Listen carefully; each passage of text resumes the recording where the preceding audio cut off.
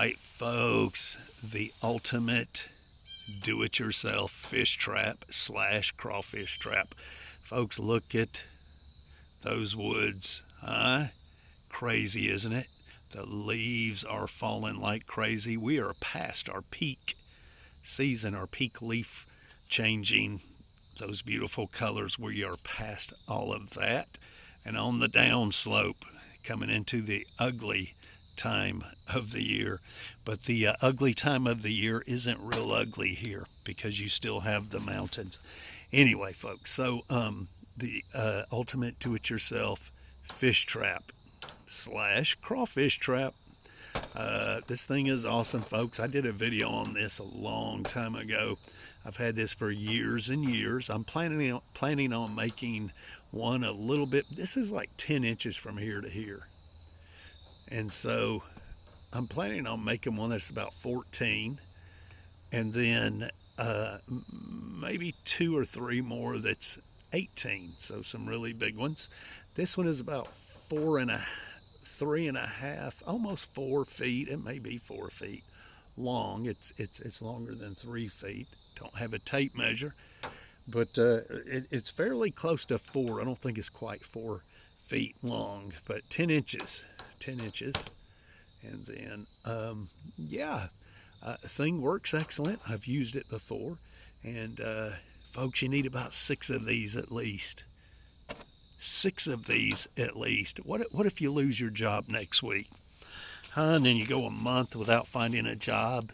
Think about throwing 5 or 6 of these out. Now make sure you're legal, but throw about 5 or 6 of these out in the lake while you're out looking for a job, and you get home and they've been out there all day long, and you pull them up and you've got dinner. You do that every night, or 3 times a week. Can you imagine the money that you would save? You wouldn't waste any time fishing. This would fish for you. What about a survival situation, a shift, a stuff hit the fan situation? Same scenario.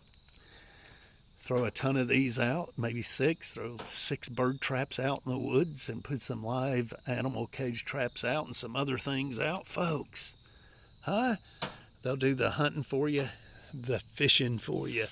So important that you have stuff like this. So important that you have traps. Traps are very important. All right, folks. So I'm having trouble breathing, folks. My nose is stopped up, so I'm talking and breathing out of my pie hole. So I had, when we lived in Georgia, I had a roll of this stuff, and it was 3 feet tall, and it is the rabbit cage fencing stuff. And so I had 3 feet tall, and so that 3 feet tall, that's going this way. And so I spread this out and got, I don't know, evidently 3.5, almost 4 foot long, and cut it. And then I did my 3 feet. 1, 2, 3. So what I did was I rolled it. As you can imagine, you can see, I mean, you've got common sense. You don't fold it, you roll it up. And then after I rolled it up, let's take you off of here.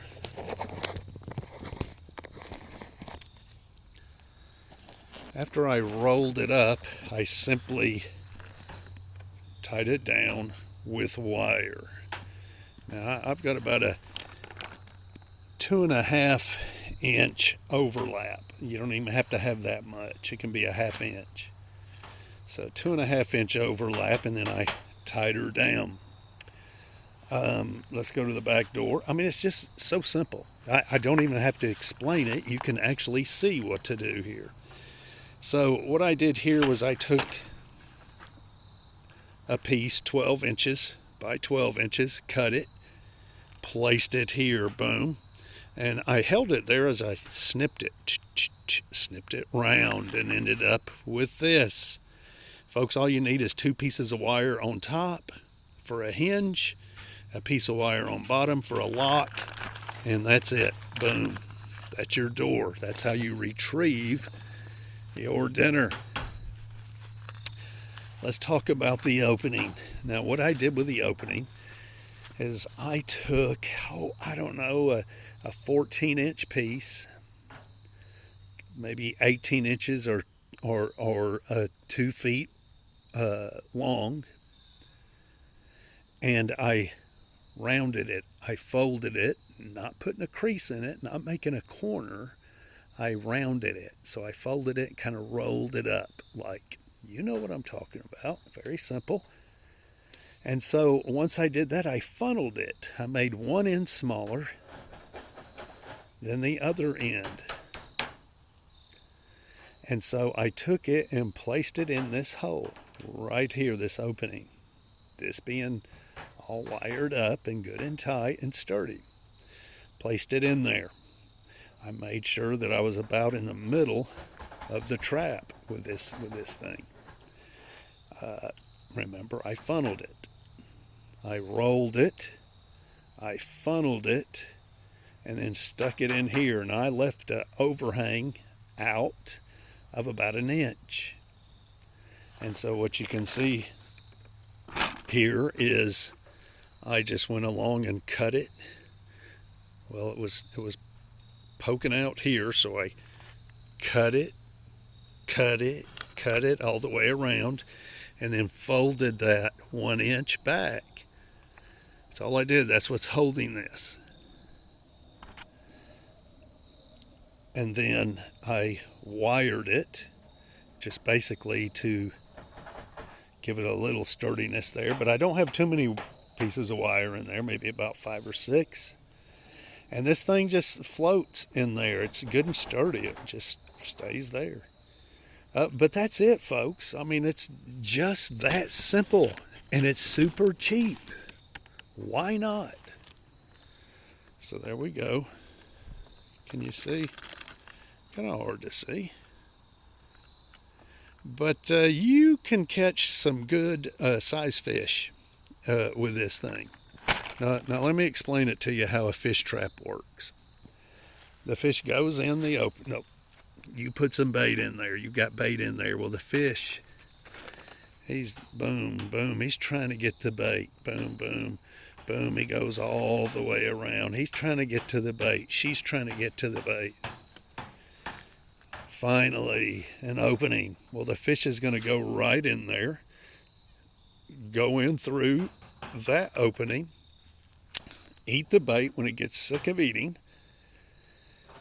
it tries to get out. Well, when a fish gets in a trap, it hits the sides. Boom, boom. It tries to get out. So it's hitting the sides, trying to get out. It's hitting the top, the bottom, the back, trying to get out.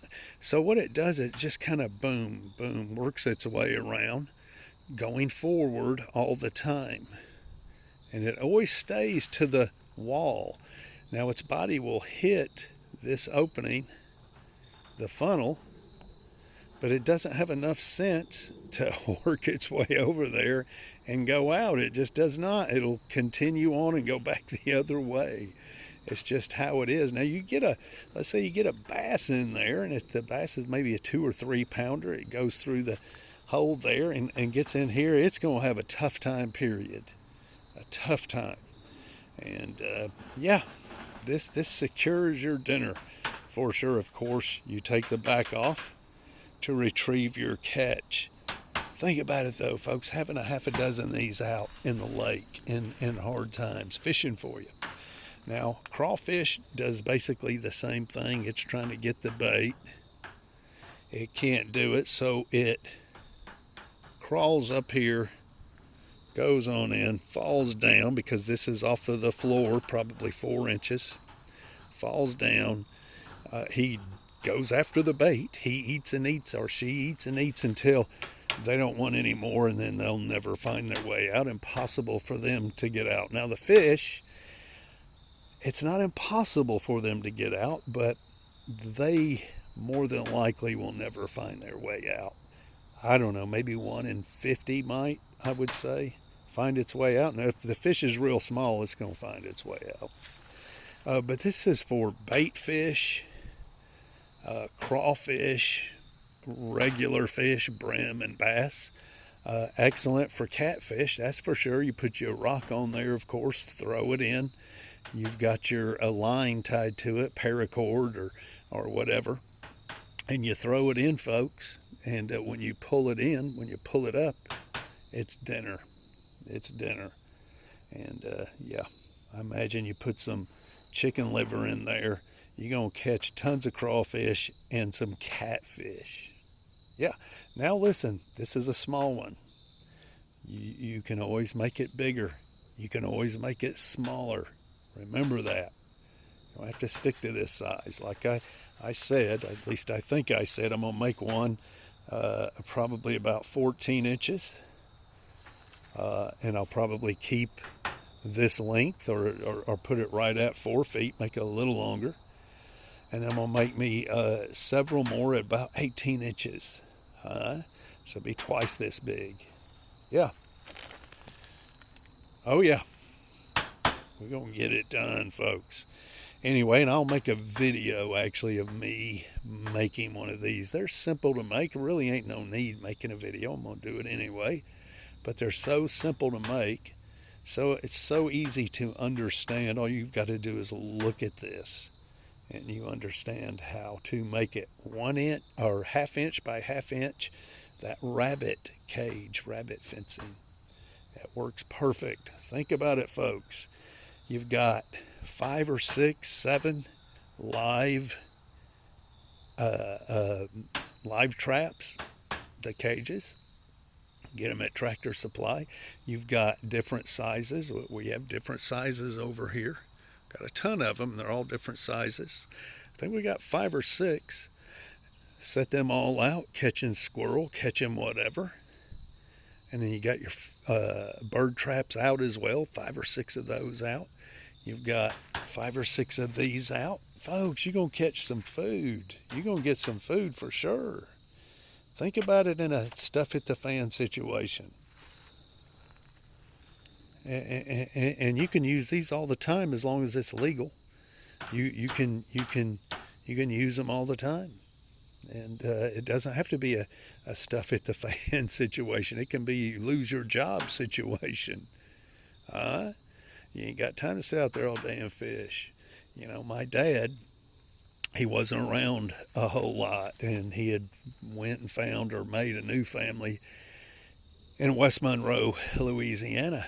Well, I went and lived with him for about 6 months or so, and we were painting Holiday Inns. Of course, I had quit school. I was 15, 16 years old and had quit school and went to work at that Holiday Inn there in Monroe, Louisiana. It was still there about 15 years ago. It may be gone by now. But that's what we did. We got that job, and we were on that job for a long time. Well, every day on the way home from work, my dad would stop and go, not every day, probably 3-4 times a week. He would stop and go fishing. And oh man, I mean, I loved to fish, but that was just too much fishing for me. I'd be so bored sometimes. Folks, I couldn't understand why he was doing that. And he would catch something all the time, and he would just throw it in there. He'd clean it, scale it, throw it in the freezer. Clean it, scale it, throw it in the freezer. That's what he did. We didn't eat it. He always kept lots of potatoes and lots of cornmeal. And he had one of those deep fryers, fill up with grease, oil, and fry stuff. Well, folks, when work got slow, guess what? We didn't worry about food because he was preparing the whole time. Oh, yeah. He would take the fish, put cornmeal on them, batter them up, throw them in the deep fryer. He'd make hush puppies out of the cornmeal. They would chop up potatoes and make French fries. And they would swap it up, just doing different things. So we wouldn't get tired of eating the same old. But every night it was absolutely delicious. Absolutely delicious. And I thought that was quite awesome. He knew. He loved to fish, but he knew that was free food. So we didn't spend any money on that except for the cornmeal, which is almost free, and the potatoes, which are pretty close to free, super cheap. And he always made sure he had plenty of cooking oil.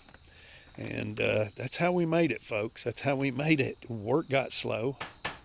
We had already fished for free for the food. And hard times, you got plenty of these. Hard times means you don't have money to buy the material for this. That's why you make it now. That's why you have them setting and ready to go. Lose your job. Lose your job. Huh? If you eat squirrel and you eat that sort of thing, you could set those other traps out there, those live cage traps. And hey, I used to eat that stuff when I was a kid. Squirrel, raccoon, possum, all of that. Ate snake before. But yeah, so you've got these made in the good times. So when the hard times come, well, you just set them out. And, imagine not spending very much money at all on food. You know how wonderful that would be if you were broke? Huh? It'd be wonderful. Anyway, folks, hey, a country boy can survive. A country girl can survive. Anyway, folks, that's it. The ultimate do-it-yourself fish trap, crawfish trap. Oh yeah, you're gonna catch all kinds of things in this. I might even get a turtle or two. I'll make you some turtle soup. Anyway, folks, we'll see you.